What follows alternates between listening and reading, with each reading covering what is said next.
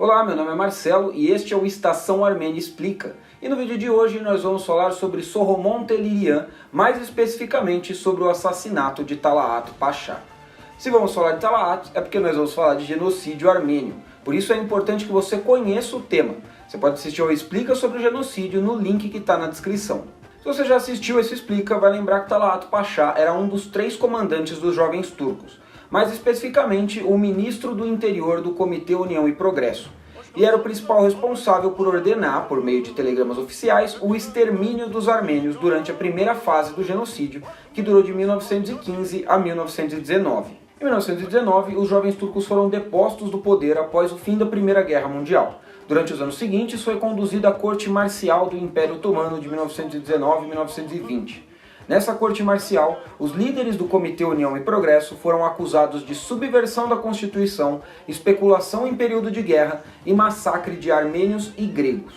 O tribunal chegou a um veredito que condenou os organizadores do massacre, Talaat, Enver e Gemal, entre outros, à pena de morte. Porém, como não existiam leis internacionais que possibilitassem a execução da pena, os 3 réus escaparam do julgamento simplesmente mudando de país. Durante os anos seguintes, viveram entre Alemanha, Itália e Ásia Central. Entra em cena Soghomon Tehlirian, um jovem de apenas 24 anos, nascido na aldeia de Nerkin Bagarish, na província de Erzurum, do Império Otomano. Depois de se formar no ensino médio em Constantinopla, ele foi estudar engenharia na Sérvia e tinha planos de continuar seus estudos na Alemanha. Ele estava em Valjevo, na Sérvia, em 1914, quando foi para a Rússia e se juntou ao exército para servir em uma unidade voluntária na frente do Cáucaso contra os turcos. Em junho de 1915, a polícia local otomana ordenou a deportação de todos os armênios em Erzincan. A mãe de Tehlirian e todos os seus irmãos e irmãs foram deportados e mortos. Ao todo, Tehlirian perdeu 85 membros da família para o genocídio armênio. A partir daqui, a história toma 2 caminhos. O oficial, contado pelos transcritos do julgamento de Tehlirian, e o extraoficial, contado pelas forças revolucionárias armênias. Vamos pelo primeiro, que vai deixar mais claro o que aconteceu. Para essa versão, nós vamos usar como base o livro Um Genocídio em Julgamento, que traz a transcrição do julgamento de Tehlirian e, na edição brasileira, tem o prefácio de Paulo Sérgio Pinheiro. Segundo os depoimentos do julgamento, assim que Soghomon Tehlirian descobriu o endereço da casa de Talaat em Berlim, alugou um quarto de um apartamento próximo à sua casa e começou a estudar sua rotina. Durante o interrogatório, Tehlirian deixa bem claro que sua motivação em perseguir Talaat tinha como base o assassinato de sua família durante o genocídio diante de seus olhos. Ele e outras testemunhas chegam a descrever diversos massacres nas deportações, incluindo uma cena em que soldados turcos agarram sua irmã para violentá-la e a mãe deles grita que eu fique cega.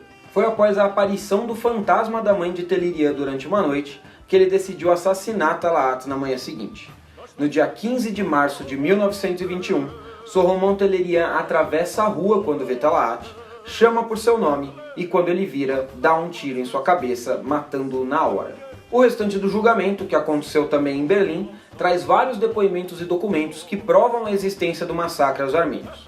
E veja que nesse momento esse tipo de reconhecimento por si só já é muito importante, já que não só nenhum país ainda havia assimilado a dimensão dos ataques dos turcos, como o genocídio ainda estava em andamento, ele duraria até 1923. Mas principalmente correlacionam esses acontecimentos com a atitude de Tehlirian, ou seja, os ataques comandados por Talaat motivaram o assassinato cometido por Soghomon Tehlirian.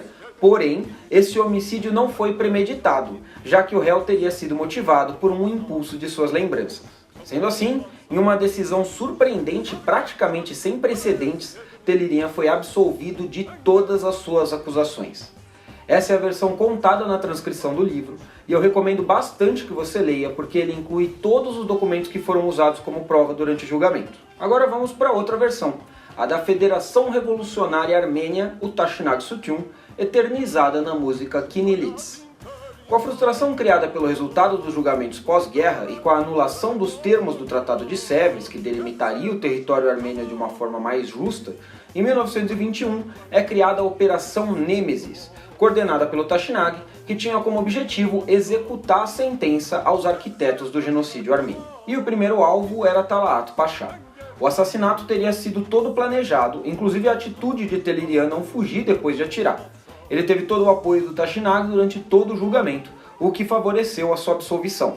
Por motivos óbvios, essa operação não poderia ser trazida a público durante o julgamento, já que influenciaria a decisão do júri de premeditação do crime. De qualquer forma, Soghomon Tehlirian é considerado até os dias de hoje um herói armênio por ter vingado os mártires do genocídio e ter sido absolvido. Várias obras literárias, cinematográficas, teatrais, musicais fazem referência ou contam diretamente a história desse herói. Depois do julgamento, Tehlirian se mudou para a Iugoslávia, onde se casou, e depois se mudou para a Califórnia, onde viveu até sua morte em 1960. Seu túmulo está na cidade de Fresno, com um monumento com uma águia dourada atacando uma cobra. E para conhecer mais heróis da história da Armênia, acompanhe o Explica no portal Estação Armênia e nas nossas redes sociais.